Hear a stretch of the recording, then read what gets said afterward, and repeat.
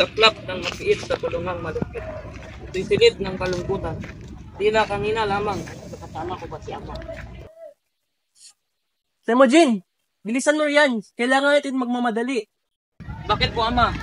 Malayo ang ating lalakbayin. Hindi dapat tayo magpatay-patay. Halaga ang ating sasagain. Kanina ka pa nagmamadali at nagsasabing mahalaga ang ating sadya at ating pilihan. Ano ba yun? Yung 9 taong gulang na Temujin. Sa edad mo yan, dapat nakapuno ka na sa iyong babaeng mapapaksalanan. Ako po ay bata pa para sa mga bagay na iyan. Ang kasal ay para sa matatanda lamang. Kabat ang batang ito, hindi naman ibig sabihin na kapag nakapili ka na ng babaeng iyong pakapasalan ay pagsama na kayo, simpleng pagmimilabang ang iyong gagawin. Ganun po ba yun? Oo anak, tayo nabibilang sa tribong Wolchigen at kaya dapat ikaw pipili ng babaeng mapapakasalan mo sa tribong Mary. Bakit sa tribong ni Rit siya kailangan magmula? Hindi naman yun ang ating tribo. Kasi may atraso ako sa kanila at sa ganong paraan ay makakabawi ako.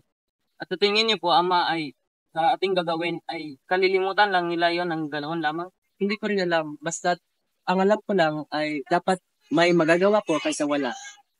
Kung yan po sa tingin niyo ay tama.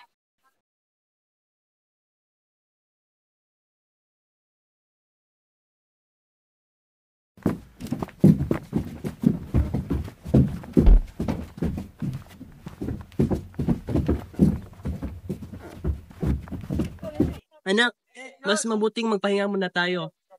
Kapagod na rin ako, Ama. Gagalugarin ko muna ang paligid. Sige, basta huwag kang malayo. Mag-ingat ka.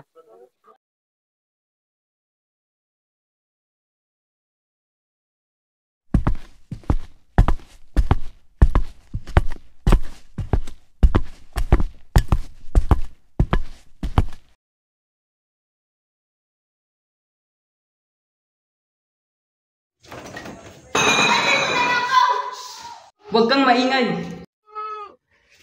Tatanggalin ko lang ang kamay ko kapag nangangako ka sa akin na hindi ka mag-iingay. Maniwala sa akin, hindi ako masama. Bakit kita paniniwalaan? Hindi naman kita kilala. Kaya hindi mo kilala kayo kasi patunayan, hindi ako masama. Aber, paano mo ba patutunayan yung sinasabi mo? Sige nga, Basta ba di mo ko pagtatawanan sa sasabihin kong patunay? ano natin? Hingiti mo riyan. Sabi mo, huwag akong tatawa. Ikaw lang palang tatawa? Ito na, handa ka na ba? Kanina ba? Ang bagal ko naman. Nais ko sanang ikaw ang babaeng mapangasawa ko. Sira ulo ka ba? Niloloko mo ako, no? Kabatang-bata pa natin. Seryoso ako, ano, payag ka? Ganon-ganon lamang ba yun? Alam kong mahirap akong maniwalaan. Hayaan mo ipaliwanag ko sa iyo. Kasama ko sa Itay, kami papunta sa tribo ng Hiri upang bumili ako ng mapapangasawa. Ngunit ikaw ang ibig ko, ikaw ang binibili ko. Anong mayroon sa akin? Bakit ako napili mo? Di ko rin alam. Ang tanging alam ko lamang ay ito ay binigay ng pagkakataon sa akin. Ikaw ang aking nakita, kaya naman pagbigyan mo na ako. Hindi naman ibig sabihin na pumayag ka ay pagkasal na tayo. Di ko malaman kung ano ang dapat kong sabihin sa'yo. Pero, sige na nga. Salamat sa iyo. Ako'y labis mong pinaligaya. Asahan mong hindi ka magsisisi sa iyong desisyon. Paano na ngayon? Siyempre, tuloy pa rin ang buhay natin. Pero darating ang panahon na tayo mamumuhay sa isang bukong. Magkatuwang na aaragahin ang ating mga anak. Matagal pa yun. Oo, pangako, babalikan kita pagkatapos ng 5 taon. Halika, puntahan natin si Ama.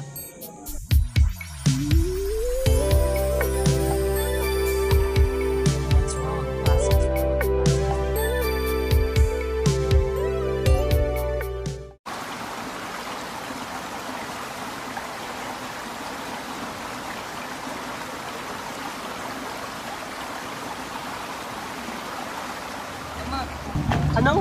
Sino siya? Bakit? siya po ang babaeng napili ko, si Buerte. Magandang hapon po. Kamusta po kayo? Paumanhin po sa pagdidesisyon na hindi nagpapaalam sa iyo. Ngunit buo na po aking loob sa aking ginawa. Sana'y maunawaan mo. Ganang isidido ka na.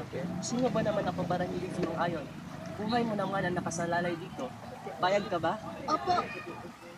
Kung gayon, tara na't kakausapin mo natin ang iyong mga magulang, Borte.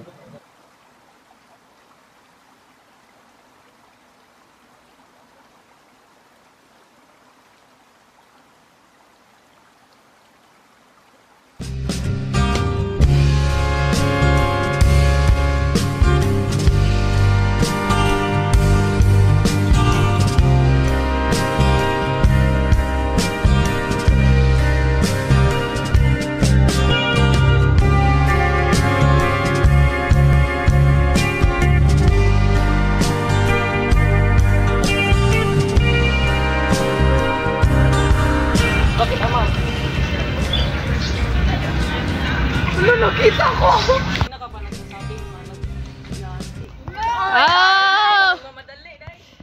May traso ako sa kanila. Kaya't nararapat na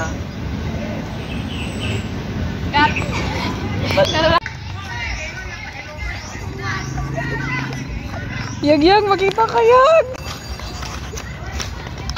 Kapila na ako sa engine. mas maayos na. Mas mabuti.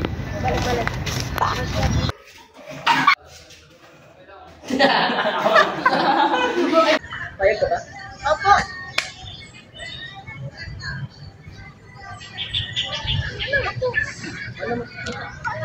Labon. Ka ba? Opo. Pwede ba na ba yung magandang hapon? Wala ba? Anong? Sino ka? Bakit? si ano? Ay, naku. Paano